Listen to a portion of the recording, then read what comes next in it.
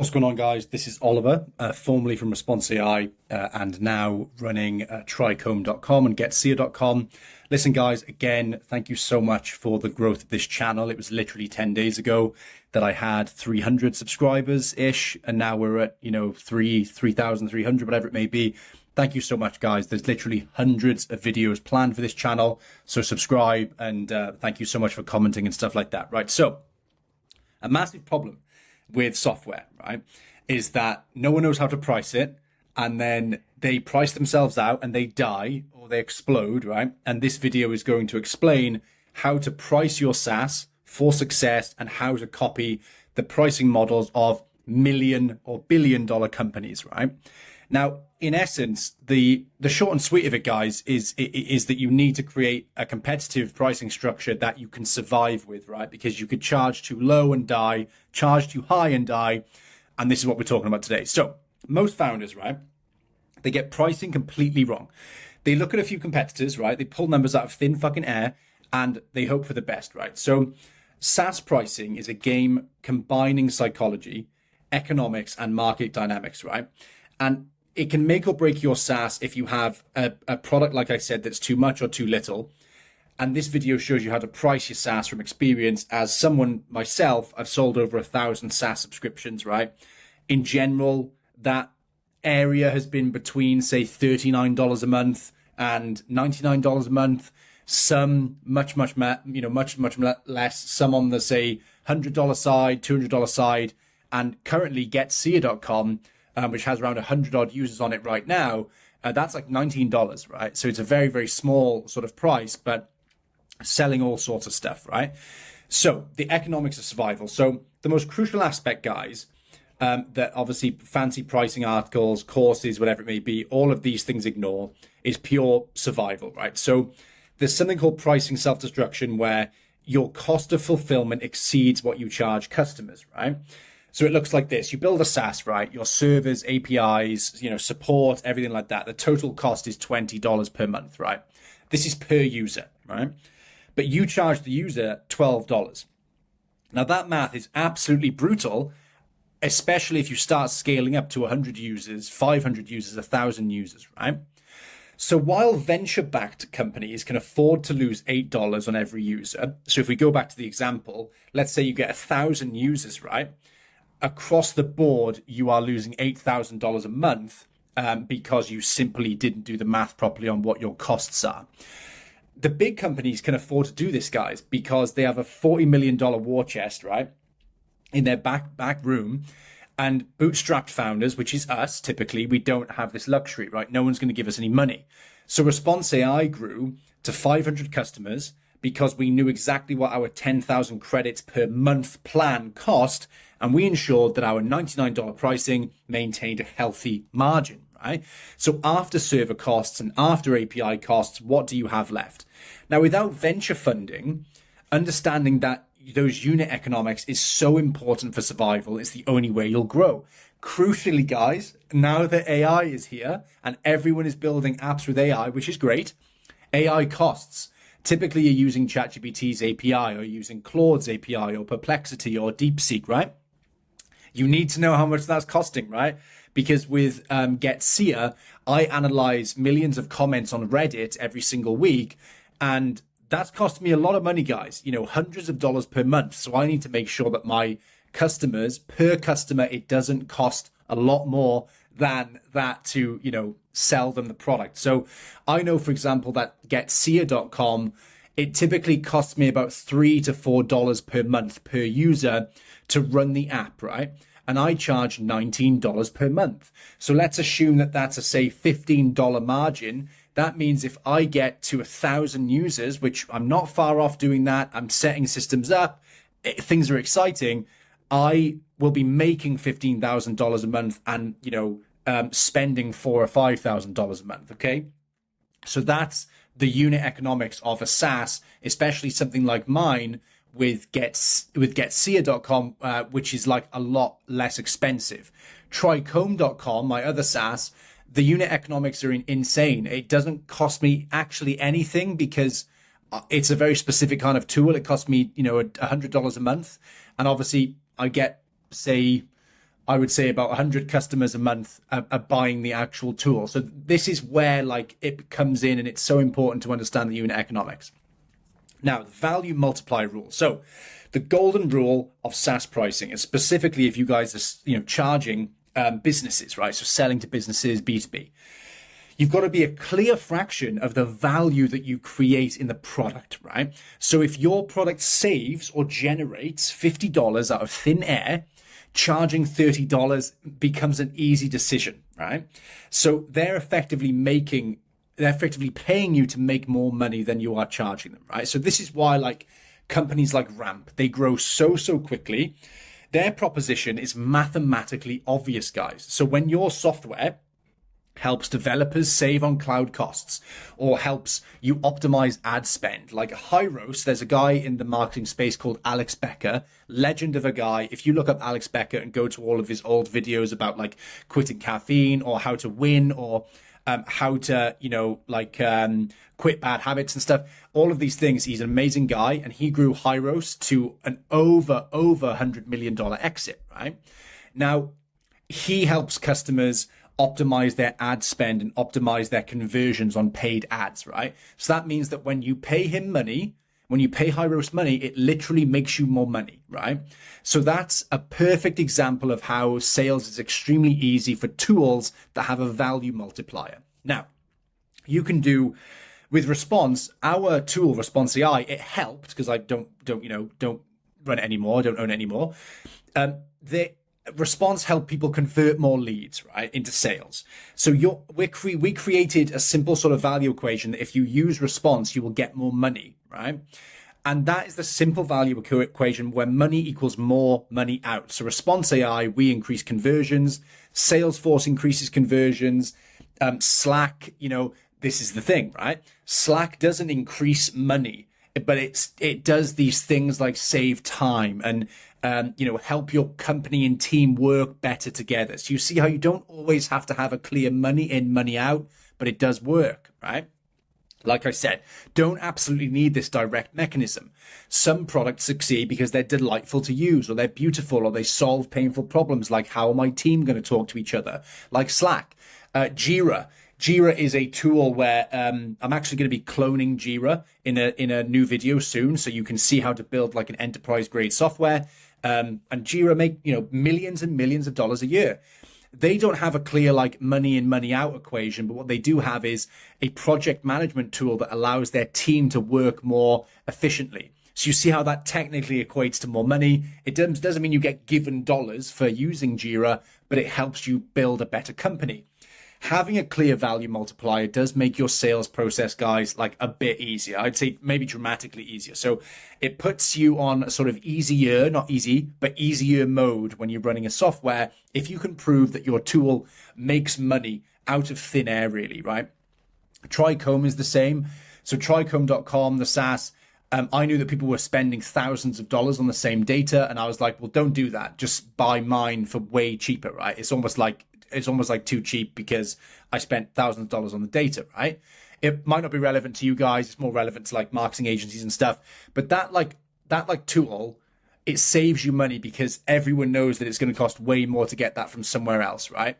Now GetSeer, my other software, that doesn't really it's not money in, money out thing, right? It helps you find customers. But could you say that's a money in, money out thing? No, but it helps you make money, and loads of people are really enjoying the app. So you see how it doesn't have to have a clear value multiplier, but it does help.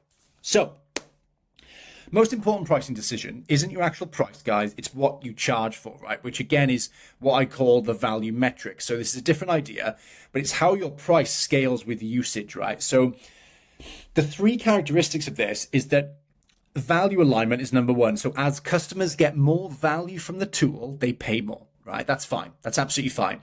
Say you have Zoom, right, and you're doing video conferences, right? If you have 100 team members in some big company, and all of you are using Zoom, if you then get 50 more team members, it means that you have to be charged more because that you're getting more value.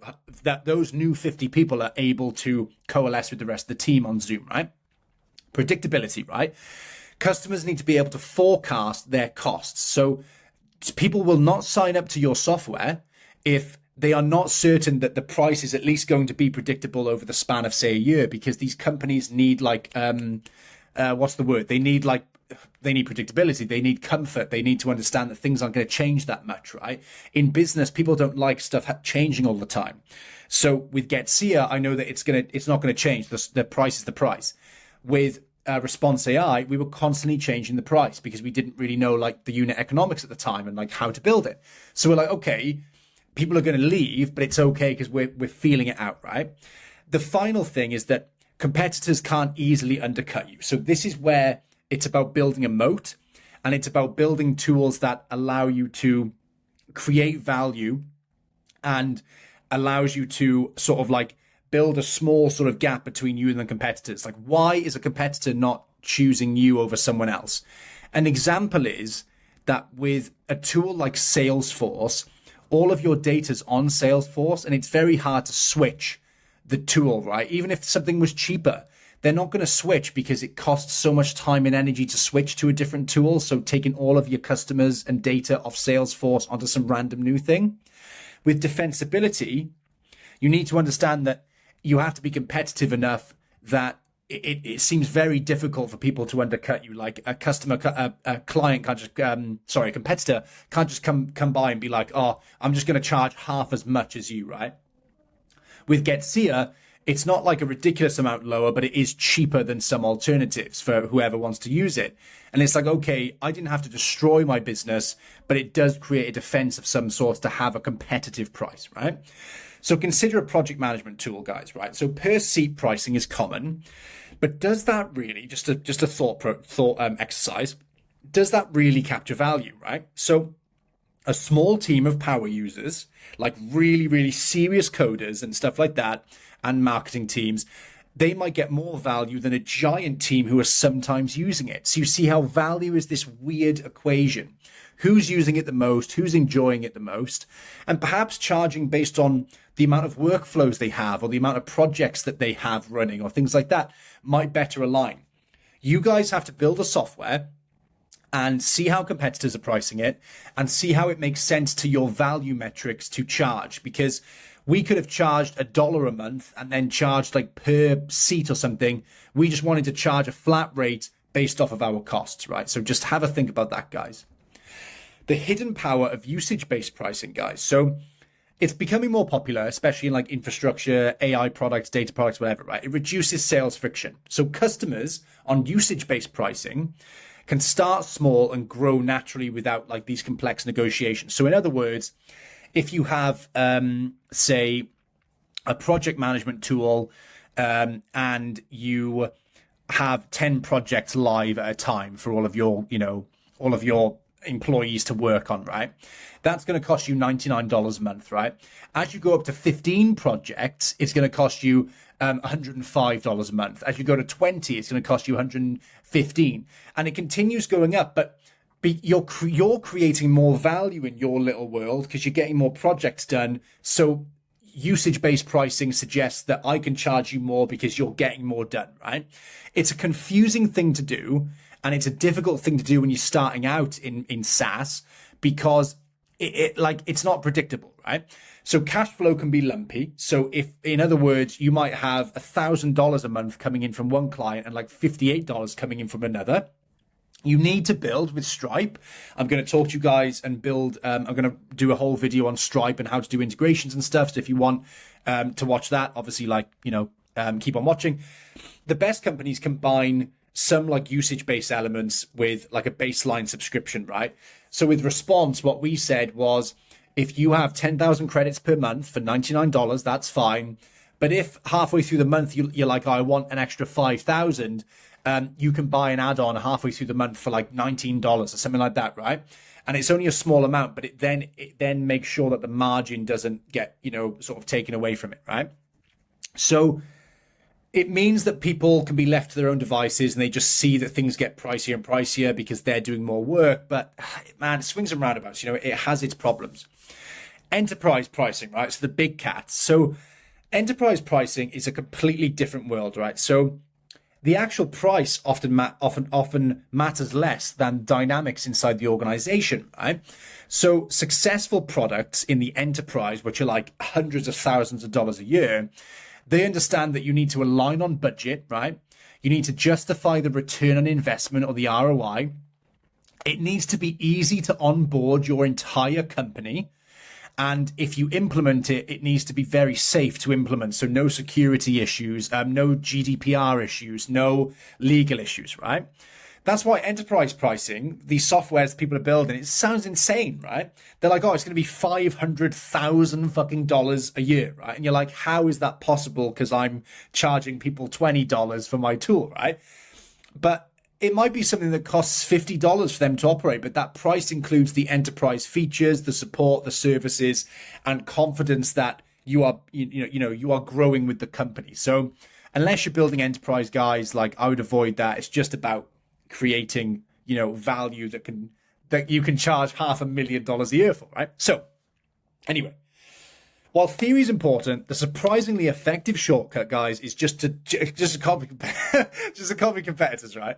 So if your product isn't dramatically different from existing solutions, then you can use competitor pricing as a strategic baseline, right? So one effective approach is to analyze 5 competitors, Control A and copy the data or copy all the pages into ChatGPT, and then ask ChatGPT to generate 3 tiers that average the market rates, but position slightly lower for, to be competitive, basically.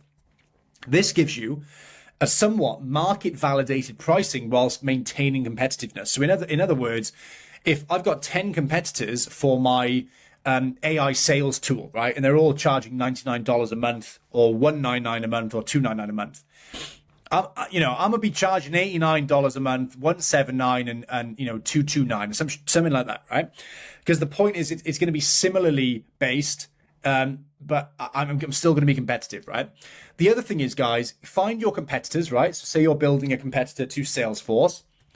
Go on Salesforce and 10 of the competitors on G2 and Capterra, these websites, and see if people are complaining about the price. So, oh, this is expensive. Oh my God, I'm going to kill myself, right? If that's what people are saying, then it means that the pricing might not be well aligned. And that means that you maybe shouldn't copy competitors because maybe they're just not pricing properly, right? So that's food for thought. If there are no pricing complaints, then maybe the value aligns, right? But beware, right? This only works when your product is similar, right? So if an incumbent, in other words, if a bigger company that you are competing with offers 10 times more functionality, undercutting their price by $2 and then charging the same amount, it will not work, right? So customers, like we said earlier, they will stick with the more valuable solution, even at a higher price point, if it solves the problems that yours isn't, right? So e.g., you make a Salesforce competitor, you're trying to charge $700 a month, but your SaaS doesn't allow users to make calls, for example, or save leads, right? Salesforce is going to win, man. They ain't buying your tool because you're trying to charge the same amount as a company that has 100 times more features and 100 times more support and stuff like that, so just be wary, guys. Now, the annualized churn hack, right? So my wildest hack for pricing was the annualized churn hack, right? So let's say that your product, guys, is $40 per month, right? That's fine. Your average customer stays with you for 4 months, which ain't ideal. I'll be honest, that's not ideal. And then they churn, right? That's $160 in lifetime value because they're $40 times 4, $160. Now, make an annual plan for the user and say if you sign up for the whole year, it's going to be $180, right? You have now instantly expanded your current lifetime value, which was $160, to $180, and people are happy to pay the discounted plan because remember, $400 annualized is $480, right? That's a lot, man. That is a lot of money comparative to $180. But listen, if they're not going to stay for longer than that, you see how it makes economical sense to offer them a bit more for the entire year because the average person isn't going to stay that long anyway. So that's a thing that we actually used to just double our revenue at my last company. Because I said, look, people aren't staying for very long, but they're spending about $280, right? So why don't I just do an annual plan of $340, we increase the lifetime value. We reduce churn because people don't churn as much off an annual plan. They're not churning every month. They're just, they can decide in a year's time. It gives you more runway. It gives you more money up front, guys, because I'd much prefer $190 up front than wait 12 months for it, right? And that's how you can expand on your current lifetime value. But remember, guys, you do have to have some data for this, right? So just be wary of that. So, novel approaches for modern software, right? So advice for bootstrapped founders. So us, SaaS founders, solo founders, right? Calculate the full cost of your delivery before setting the prices. So like I said earlier, your server costs, what your APIs are costing. Do you have a Filipino virtual assistant that's doing support? And, he or she might be $800 a month, right? Okay. Can they serve 200 of your customers for $800 a month? You see how they start eating into your margin. So don't have a margin yet. You need to understand the full cost of your delivery. So I know, like I said, that getSEA.com, it costs me $4 a month per user, right? I can comfortably go to 1,000 users without worrying about blowing up or catching fire because I know that I have that margin. If you don't know if you have that margin, you could be onboarding hundreds of people to your tool and paying them to use it, right? Which is awful, right? Build in the minimum 40% gross margin for unexpected costs. So another one is halfway through this month, the API that I use for one of my tools was just like, we're increasing the cost. And I was like, okay. And it turns out it was going to be something like, 12p more, 12 cents or whatever it is more per user. And I was just like, whatever. But that could have been an extra $2 per user. And that would have eaten into my margin to in all hell, right? So consider an increased margin for the sake of unexpected costs, right? And tax, obviously, like stuff like that. So start with higher prices and more personal service. So what I did with GetSEA is I actually had a much more expensive kind of like offer. And I said, I'll help you find the leads on Reddit and Twitter, right? When people were like, oh, cool, how much is that? And I would say like $200. They'd be like, oh, great, because I'm doing it with them. After they got the gist of it and understood it, I then said, look, for X amount of month, you can just use this tool. And that's how you bring them down, right? I did the same with Response AI. I onboarded people myself and then said like, okay, now you can go out on your own and it's going to be significantly less. So start with higher prices to get some money in your bank and then obviously productize it so people can use it without your help. Test pricing assumptions with small cohorts. So I literally sometimes I'll message people that are using my tool and go, yo, Steve, do you think if I increased, not for you, Steve, but if I increased the pricing of the tool by $10, would you have ever signed up if it was $29 instead of $19? And if Steve's like, I don't know, then that's a bit of feedback from a person who is using and paying for your tool, right? So you can ask your own users or other people in your community, or just tweet it or post it on Reddit. Is this a decent price for what you get, right? Now, obviously, monitor the unit economics religiously. So make sure that you're charging more than you are spending.